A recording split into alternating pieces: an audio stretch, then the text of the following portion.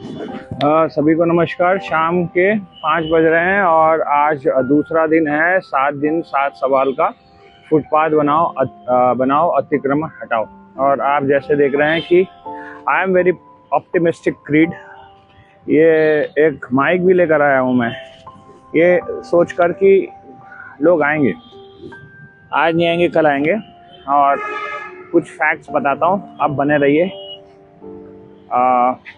देखते हैं कितना सही है ये।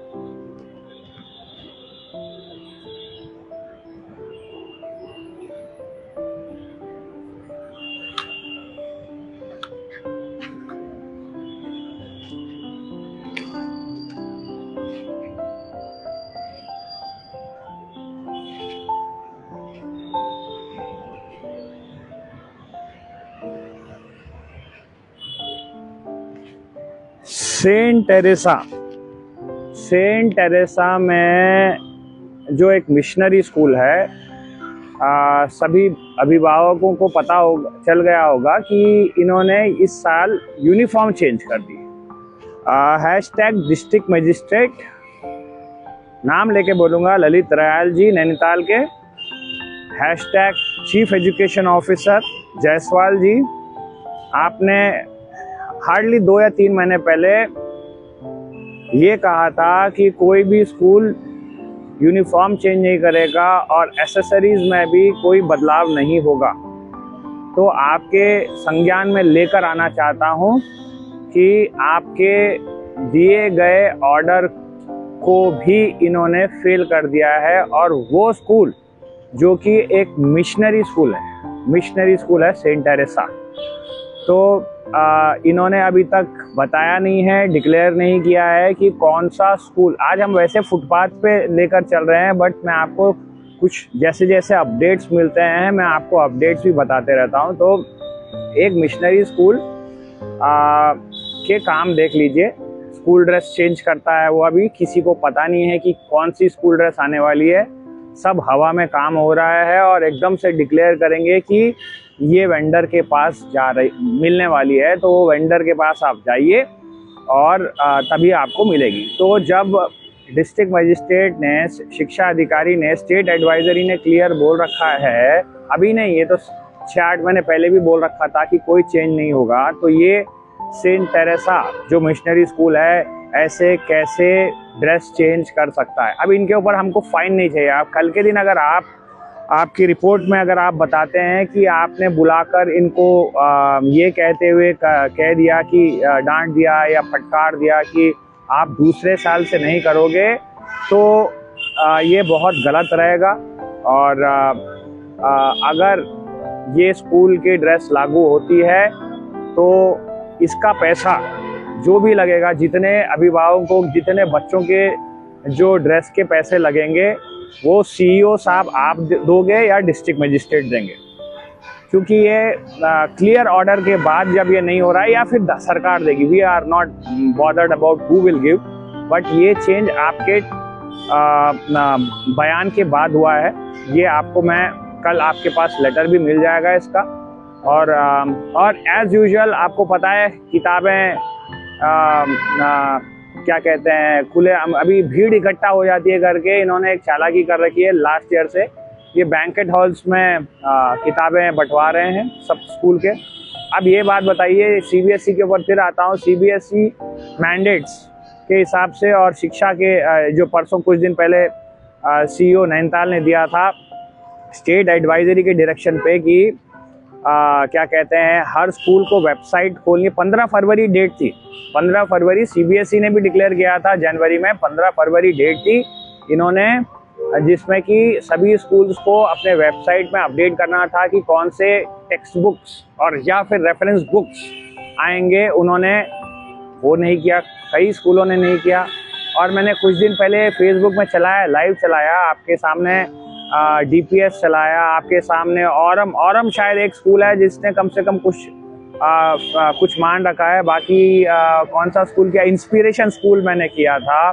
तो इन्होंने ना फीस बता रखी है, ना टेक्स्ट बुक्स बता रखी है, ना कुछ बता रखी है। तो जब मैंने क्लियरली ये लाइव चलाकर बोला है कि ये स्कूल्स ने नहीं किया है, तो आप क्या एक्शन ले रहे हैं। और आपको मैंने RTIs भी डाली हैं, उसका भी आपने जवाब नहीं दिया है। तो मैं CBSE #CBSE #state advisory Uttarakhand #chief education officer Nainital #district magistrate Nainital और जो भी रिलेटेड एजुकेशन से ऑफिसर्स हैं, आप लोग के बयानबाजी के बाद भी ये कुछ काम नहीं कर रहे हैं।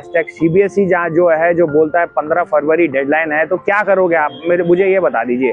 अब जितने स्कूलों ने फीस अपडेट नहीं की है, जिस स्कूलों ने रेफरेंस बुक्स अपडेट नहीं की है, जिस स्कूल में इन्होंने पेरेंट्स कमिटी फॉर्म नहीं करी है, तो आप लोग क्या एक्शन लोगे? अब मैं ये नहीं बताऊंगा कि कौन से स्कूल ने नहीं की है। अब ये आप लोगों की जिम्मेदारी होती है कि आप फाइंड आउट करें, क्योंकि ये तो आपके हाथ में डेटा रहना चाहिए। कल के दिन ये मत बोलिए कि हमको नहीं पता था। वो उनकी सभी प्राइवेट स्कूल्स की रिस्पॉन्सिबिलिटी थी कि वो अपना अपडेट करें इंफॉर्मेशन, और ये बार फाइन वाइन नहीं चलेगा। हम फाइन से हमको फाइन नहीं चाहिए। अगर CBSE को कुछ स्ट्रिक्ट एक्शन लेना है तो जितने स्कूलों के मान्यता है उसको आप 1-2 साल रद्द करेंगे या कुछ है, मुझे ये भी पता है 1-2 साल आप लोग कर सकते हैं, ऐसा कुछ है। और वो अगर किसी स्कूल में बच्चे ज़्यादा हैं तो आप बच्चों को चेंज करिए या इनका मैनेजमेंट चेंज करिए। ये फाइन सिस्टम हमको नहीं चाहिए।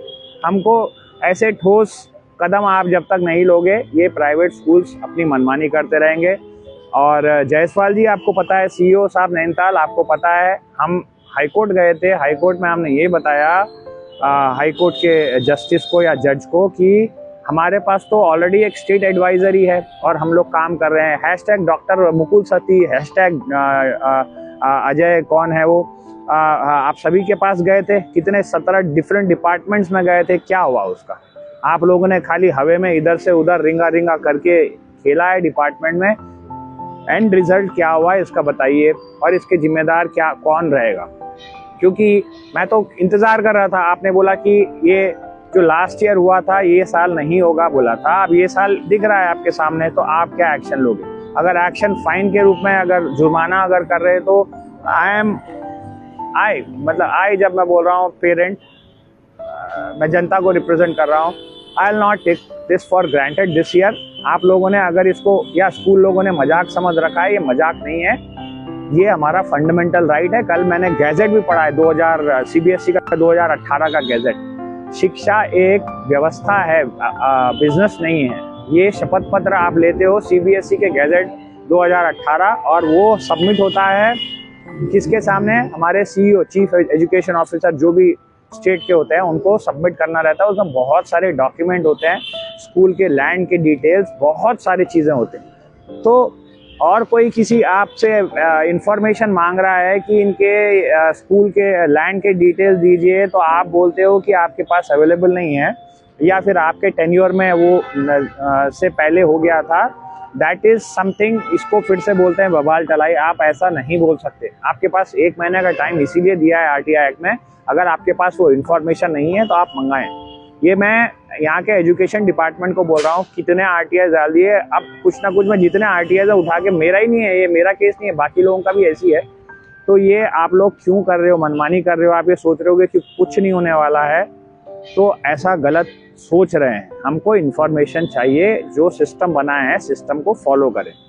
तो आते हैं हम कल परसों के अंदर, हम अभी हमारी टीम। अच्छा, मैं और एक आपको अपडेट देना चाह रहा हूँ। पता नहीं यहाँ पे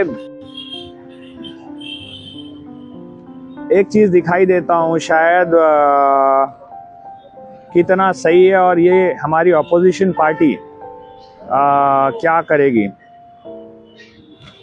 इन्होंने मुख्यमंत्री जी प्राइवेट, अरे मेरे भाई कुछ नहीं है इधर यार, नहीं पौवे भी कोई आया ही नहीं। कोई आया क्या इधर? तुम यहीं घूम रहे हो, यहीं घूम रहे हो, यहीं घूम रहे हो। आएगा, मैं बुला के बोलूंगा तुमको। तो मुख्यमंत्री जी, प्राइवेट स्कूलों से आपकी क्या साठगांठ है? ये एक न्यूज निकली है, इंडियन नेशनल कांग्रेस, ये दिख रहा होगा आपको।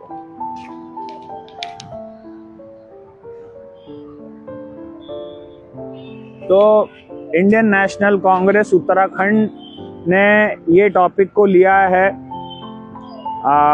मैं बधाई देता हूं आप लोगों को कि एटलीस्ट आप मगर क्या आप लोगों के ही तो भाई हैं जो बीजेपी में बैठे हैं, जो जीत गए, जिनको चलाना था वो कई लोग अभी बीजेपी पार्टी में हैं, और जिनको नहीं मिला होगा वो कांग्रेस में चला रहे हैं। ये उम्मीद से कि जब ये सत्ता आएगी हम गेम चेंज करेंगे। मैं सभी लोगों से बोलता हूँ, चलो आपने एटलीस्ट इनिशिएटिव तो लिया है कि ये जो 2200 रुपया बढ़ा है फेयर, बस फेयर, इसके ऊपर आप लोग जो कर रहे हो, मैं आपको हैट्स ऑफ करता हूँ। निजी स्कूलों की तिजोरी भरने के लिए दौड़ी सरकार, छूट की गाड़ी, 1 किलोमीटर का किराया भी 2200 रुपया। बात ये मेरे को लगता है या तो अभिभावकों को बात समझ में नहीं आ रही या पता नहीं क्या है, जो भी है, जो हो रहा है गलत हो रहा है भाई, इसके ऊपर आवाज दो।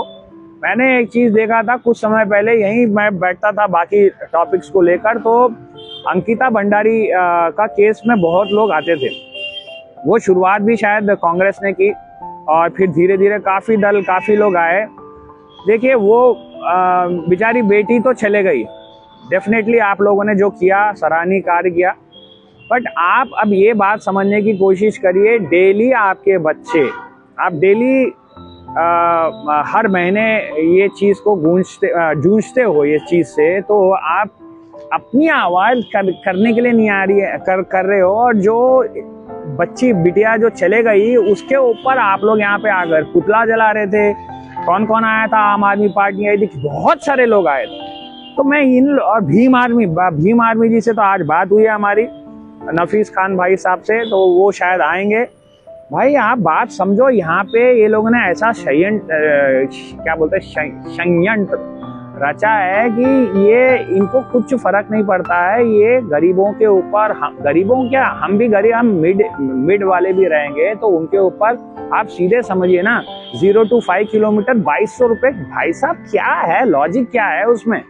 और ये लोग करते हैं, इनॉग्रेशन में आता है, और जब ये इनॉग्रेशन में आ रहे हैं, समझ लीजिए हॉस्पिटल, प्राइवेट हॉस्पिटल में और प्राइवेट स्कूल के इनॉग्रेशन में ये आ रहे हैं, आप बात समझिए, वीआईपी ड्यूटी होती है उसमें। अगर पुलिस ऑफिसर अगर नाइट ड्यूटी भी किया होता है, घर पे सो रहा होता है, तो उसको डबल ड्यूटी या 3 टाइम्स ड्यूटी करनी पड़ती है।